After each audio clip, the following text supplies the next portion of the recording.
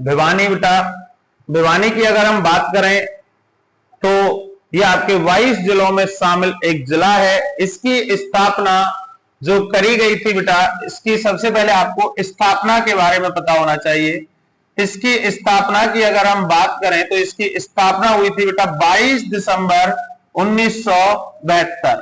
22 दिसंबर 1972 को इसकी स्थापना की गई थी और 22 दिसंबर 1972 को इसकी स्थापना की गई थी। तो ये दो जिलों में से निकालकर बनाया गया था, महेंद्रगढ़ और आपका हिसार। महेंद्रगढ़ और हिसार से निकालकर आपका भिवानी बनाया गया था। स्थिति की बात करें तो इसकी स्थिति हरियाणा के दक्षिण पश्चिमी भाग में यह स्थित है बेटा। हरियाणा के दक्षिणी पश्चिमी भाग में ये क्या रहेगा, स्थित रहेगा। हरियाणा के दक्षिणी पश्चिमी भाग में ये स्थित रहेगा। और इसके बाद अगर हम यहां से इसके क्षेत्रफल की बात करें तो इसका जो क्षेत्रफल है वह आपका 3408 वर्ग किलोमीटर रहेगा। 3408 वर्ग किलोमीटर इसका क्षेत्रफल रहेगा। अगर हम बात करते हैं इसके मुख्यालय की तो इसका जो मुख्यालय है, इसका मुख्यालय भिवानी में ही रहेगा। अगर बात करें कि भिवानी किस मंडल के अंतर्गत आता है तो जो आपका भिवानी है यह मंडल के अंतर्गत अगर बात करें तो यह मंडल आपका रोहतक मंडल के अंदर आता है। रोहतक मंडल जिलों की संख्या में सबसे बड़ा मंडल रहेगा। रोहतक मंडल में जो शामिल जिले हैं बेटा, रोहतक मंडल में शामिल जिलों की संख्या की अगर हम बात करें तो जिलों की संख्या आपकी यहां पर जो रहेगी वह कितनी रहेगी, 5। रोहतक मंडल में शामिल जिलों की संख्या आपकी जो यहां पर रहेगी वो कितनी रहेगी, 5। अगर हम यहाँ के लिंगानुपात की बात करें तो यहाँ का लिंगानुपात जो रहेगा वो आपका रहेगा 886 लड़कियां हैं और 1000 लड़के, यानी कि 1000 लड़कों पर 886 लड़कियां, जो कि ये कौन सी जनगणना के अनुसार है बेटा, ये 2011 की जनगणना के अनुसार यहाँ का क्या है बेटा, लिंगानुपात रहेगा। अगर हम यहाँ की जनसंख्या की अगर हम बात करें तो 14,34,445 ये यहाँ की क्या रहेगी, जनसंख्या रहेगी। 14,34,445 यहाँ की जनसंख्या रहेगी। ये भी आपकी 2011 की जनगणना के अनुसार रहेगा। ये भी यहाँ की 2011 की जनगणना के अनुसार रहेगा। अब हम बात करते हैं यहाँ की साक्षरता दर की, तो यहाँ की जो साक्षरता दर रहेगी आपकी वह रहेगी आपकी, यहाँ की साक्षरता दर की अगर हम बात करें तो 76.7%, 76.7% यहाँ की क्या रहेगी, साक्षरता दर रहेगी। ये भी आपकी 2011 की जनगणना के अनुसार रहेगी। यहां पर अगर हम बात करें तो यहां पर यहाँ की जो आरक्षित सीट रहेगी, यहाँ की आरक्षित सीट की अगर हम बात करें तो यहाँ की जो आरक्षित सीट है आपकी वह रहेगी आपकी भवानी खेड़ा। आरक्षित सीट जो रहेगी यहाँ की वह आपकी क्या रहेगी, भवानी खेड़ा। बेटा कुछ पुराने इतिहास के अंदर अगर हम बात करें कि हिसार को यहां पर बेटा एक राजा था जिसका नाम था राजा राजपूत नीम। राजा राजपूत नीम ने अपनी पत्नी, यानी कि इसकी जो पत्नी थी, अपनी पत्नी भानी के नाम पर, भानी के नाम पर इसका क्या रखा था बेटा, इसको बसाया था। भानी के नाम पर इसको क्या किया था बेटा, बसाया था। अगर अब यहाँ के जो बात करते हैं जनसंख्या घनत्व की, यहाँ का जो जनसंख्या घनत्व रहेगा वह आपका कितना रहेगा, 342 व्यक्ति प्रति वर्ग किलोमीटर। 342 व्यक्ति प्रति वर्ग किलोमीटर यहाँ का क्या रहेगा, जनसंख्या घनत्व रहेगा। उसके बाद अगर हम यहाँ के भिवानी के जो प्राचीन नाम या उपनामों की बात करें तो प्राचीन नाम या उपनाम की अगर हम बात करें तो सबसे पहले आपको याद रखना है वस्त्र की नगरी या वस्त्रों की नगरी, ये यहाँ का क्या रहेगा, प्राचीन नाम रहेगा। मंदिरों का शहर भी यही रहेगा, मंदिरों का शहर या मंदिरों का नगर भी रहेगा। हरियाणा की काशी की बात करें तो हरियाणा का काशी भी आपका भिवानी रहेगा, हरियाणा का काशी भी भिवानी रहेगा। मिनी क्यूबा भी यही रहेगा। और यहां पर अगर हम बात करें तो बॉक्सिंग का पावर हाउस भी इसका प्राचीन नाम है, बॉक्सिंग का पावर हाउस भी इसका नाम रहेगा, ये इसका नाम रहेगा यहां पर। तो ये याद रखना बेटा, वस्त्रों की नगरी, मंदिरों का शहर, हरियाणा की काशी, मिनी क्यूबा, बॉक्सिंग का पावर हाउस।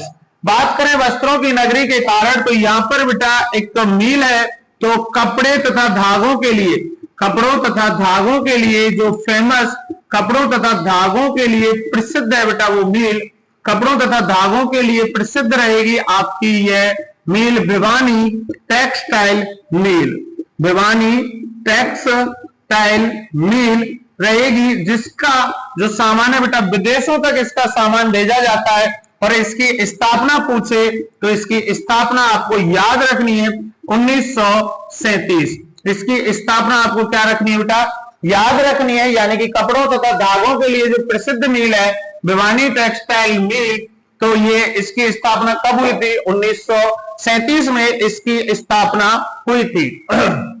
यहां पर एक प्रजनन केंद्र रहेगा, चिंकारा प्रजनन केंद्र, चिंकारा प्रजनन केंद्र, जो कि आपका कैरू और वो भी भिवानी के अंतर्गत रहेगा, कैरू भिवानी के अंतर्गत रहेगा। एक मिनी चिड़ियाघर भी है आपका, वह भी आपका कहां रहेगा, भिवानी के अंतर्गत रहेगा। एक आपका मैं अगर यहां पर बात करूं तो हरियाणा विद्यालय शिक्षा बोर्ड भिवानी, हरियाणा विद्यालय शिक्षा बोर्ड, हरियाणा विद्यालय शिक्षा बोर्ड।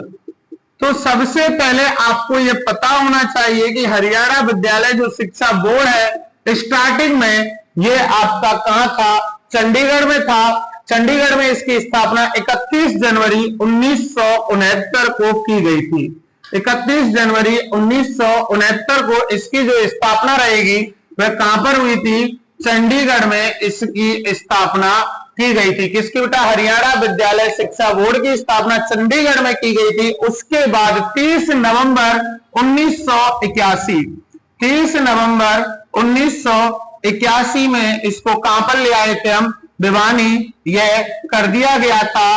और ये कहां पर है, भिवानी के अंतर्गत स्थित है। हरियाणा विद्यालय शिक्षा बोर्ड की स्थापना जब शुरू में की गई थी तो 31 जनवरी 1969 को चंडीगढ़ में की गई थी। उसके बाद 30 नवंबर 1981 को इसे चंडीगढ़ से कहां पर स्थापित कर दिया गया बेटा, भिवानी के अंतर्गत कर दिया गया। हरियाणा ओपन बोर्ड भी आपका कहां रहेगा, हरियाणा ओपन बोर्ड भी आपका कहां रहेगा, हरियाणा ओपन बोर्ड भी जो हमारा है वह भी कहां रहेगा, भिवानी।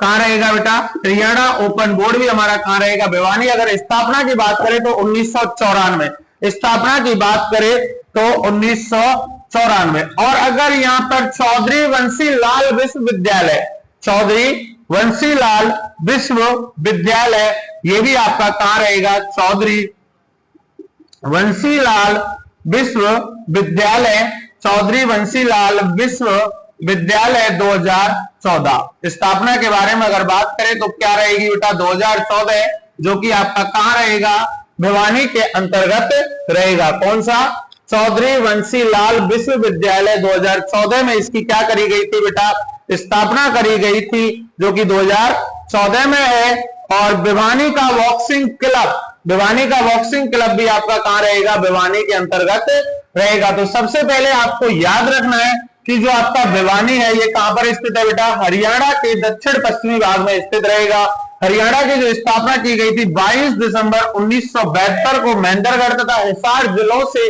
अलग करके इसकी स्थापना की गई थी। इसके क्षेत्रफल की बात करें तो 3408 वर्ग किलोमीटर इसका क्षेत्रफल रहेगा।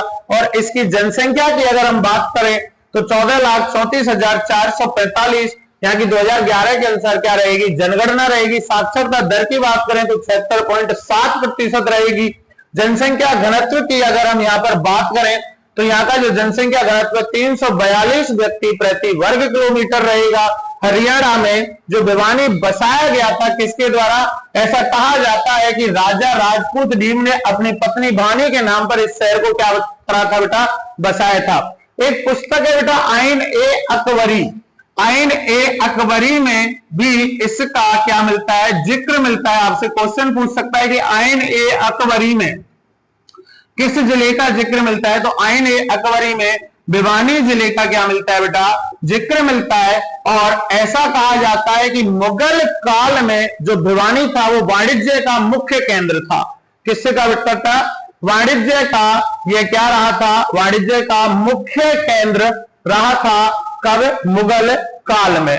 और क्या रखना है बेटा आपको याद कि आईने अकबरी में किस जिले का जिक्र मिलता है, तो आईने अकबरी में भिवानी जिले का क्या मिलता है, जिक्र मिलता है। आइन ए अकबरी, ये पुस्तक आपको याद रखनी है। आइन ए अकबरी में आपको क्या मिलता है बेटा, भिवानी जिले का जिक्र मिलता है। और आइन ए अकबरी के अनुसार ऐसा कहा जाता है कि मुगल काल में जो भिवानी था वो किसका मुख्य केंद्र था, वाणिज्य का मुख्य केंद्र रहा है। चिंकारा प्रजनन केंद्र भी याद रखना है आपको। चिंकारा प्रजनन केंद्र आपका कहां रहेगा, कैरू भिवानी के अंतर्गत, यानी कि ये यहां पर रहेगा। पंडित नेकीराम शर्मा का जो संबंध है वो भी आपका कहां से रहेगा, भिवानी से रहेगा। और भिवानी में भी कौन सा गांव, कैलगा गांव। किसका बेटा, पंडित नेकीराम, पंडित नेकीराम का भी आपको याद रखना है कहां से संबंध रहेगा, भिवानी